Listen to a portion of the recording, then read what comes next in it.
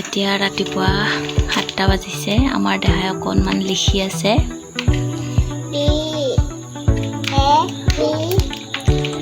আৰু আমাৰ দেহাৰ বৰ্তমান বয়স হৈছে 3 বছৰ 6 মাহ আপোনালোকে জনাবচোন তাই বয়স হিচাপত লিখিব পঢ়িব পাৰিছেনে আচলতে তাই মনত ৰয় বহুত সোনকালে মনত ৰয় কথাবিলাক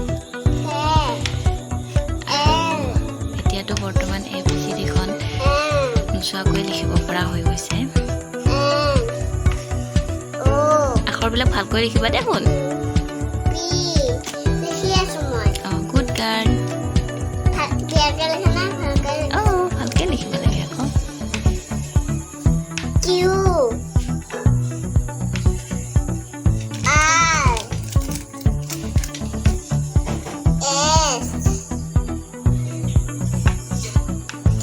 দেহা এতিয়া বৰ্তমান অংগনবাড়ীত গৈ আছে আৰু অহাবাৰলৈ স্কুল দিব লাগিব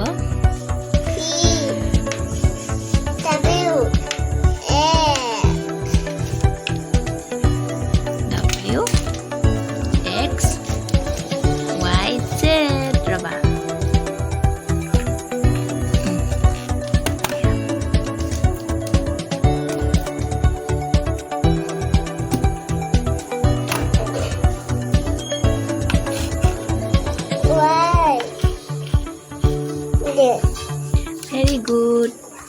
এতিয়া মাতি দিয়া এবাৰ ন সদায় লিখি উঠি এবাৰ ধুনীয়াকৈ মাতিব লাগে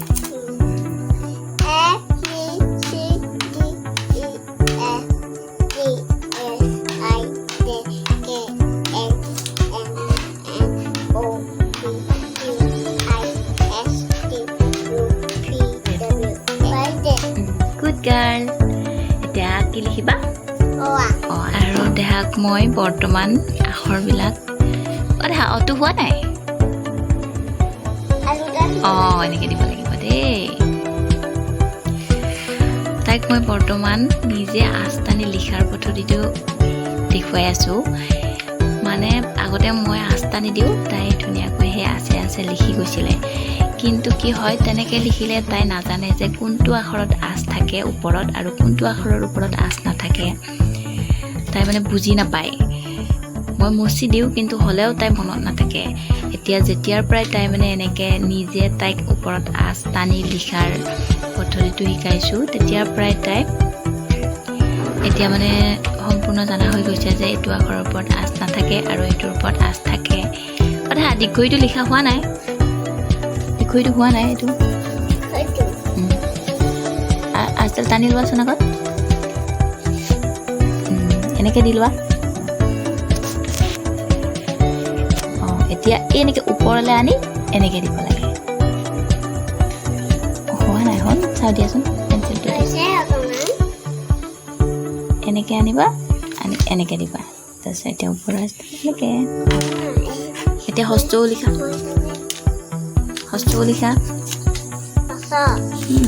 ধুনীয়াকৈ লিখিবা দেই চিধাকৈ লিখি যাবা হস্ত দীঘৌৰি এইকেইটা একেলগে ন এটা লাইনত অলপ পাতলকৈ লিখিবা জেগা আছে নহয়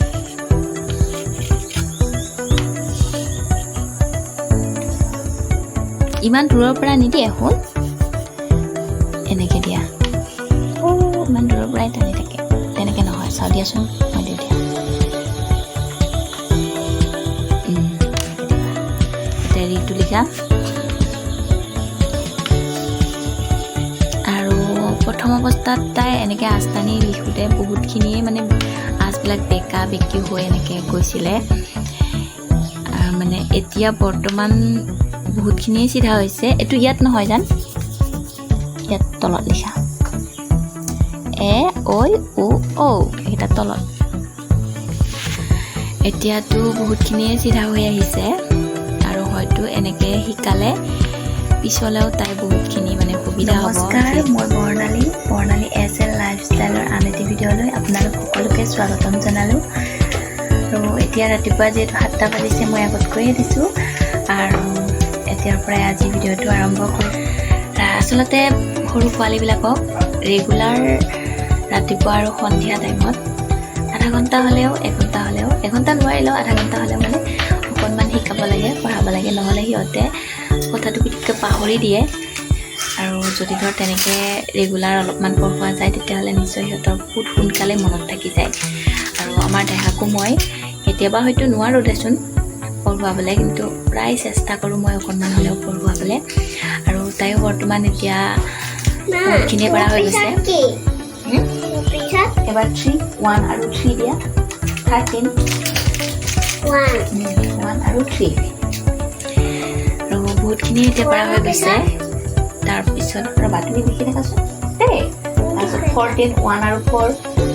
তাৰপিছত 5 দিবা তাৰপিছত 6 দিবা এনেকৈ আৰু এতিয়া 4টো দিয়া 1 কিতাপখন আনিম খুলি লোৱা দেই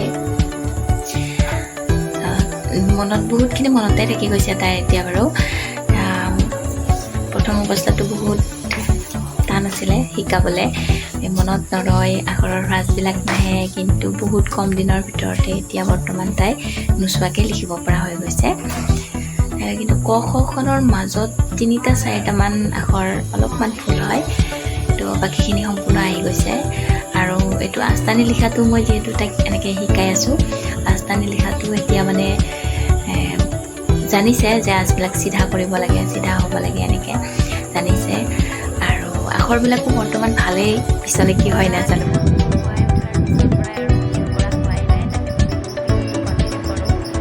আৰু এতিয়া 11:30 হৈছে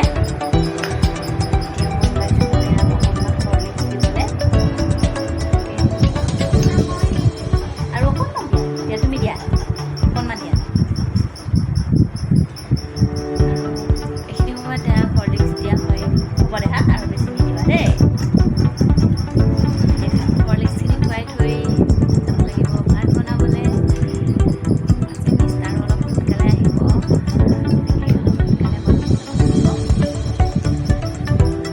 সেয়াই আৰু ঘৰতে থাকোঁ যিহেতু এইবিলাকে দেখুৱাই থাকিব লাগিব আৰু কি কৰোঁ কি নকৰোঁ তেনেহ'লে চাই যাব মই তাইক এইখিনি খুৱাই লওঁ আৰু এতিয়া বনাম কণীৰ কাৰী তাৰ কাৰণে মই কণীকেইটা ধুনীয়াকৈ বাকলি গুচাই অকণমান কাটি কাটি লৈছোঁ মাজে মাজে কাটি দিছোঁ তেতিয়াহে নুফুটে বা ভিতৰলৈ মছলাবিলাক সোমাই যাব আলু লৈছোঁ আলু 4টা আছে এইখিনি মই বইল কৰি লৈছোঁ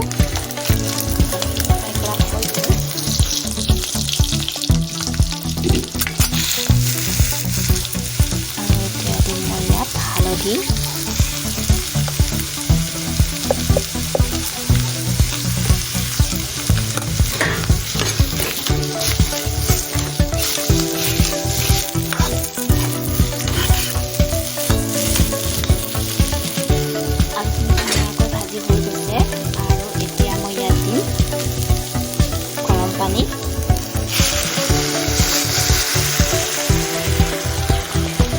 আমাৰ তৰকাৰী ৰেডি হৈ গ'ল এতিয়া মই গেছটো অফ কৰি দিলোঁ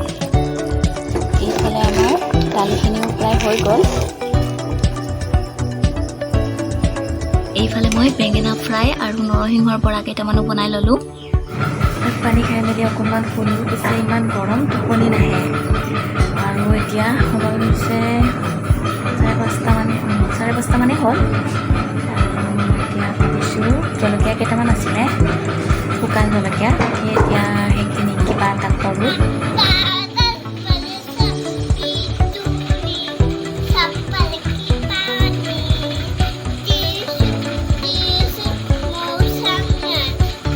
এনে চাওক বহুত বেছিও শুকাই গ'ল এতিয়া মই এইখিনি অকণমান আচাৰ বনাম আচাৰ হিচাপত নহয় মই মানে জাষ্ট তেল অকণমান গৰম কৰি তেলত দি থৈ দিম নিমখ আৰু অলপমান হালধি দি কিনে তেলত দি থৈ দিম মছলা আজি ব্যৱহাৰ নকৰোঁ যিহেতু মছলা মোৰ মানে বহুত বেছি কম আছে তাৰ কাৰণে ভাবিছোঁ মছলালৈ ৰখি থাকিলে জলকীয়াখিনি বহুত বেছি শুকাই যাব ইতিমধ্যে শুকাইছেই আৰু সেয়ে ভাবিলোঁ এতিয়া মই তেল অকণমান গৰম কৰি তাতেই দি থৈ দিওঁ আৰু পিছত মছলাখিনি সম্পূৰ্ণকৈ আনিলে আকৌ মছলাখিনি অকণমান তেলত গৰম কৰি ইয়াৰ লগত মিক্স দি দিম কেৰাহীখন মই বহাই লৈছোঁ আৰু ইয়াত মই অকণমান হালধি দি দিম এইখিনি দি মই এতিয়া দিম জলকীয়াখিনি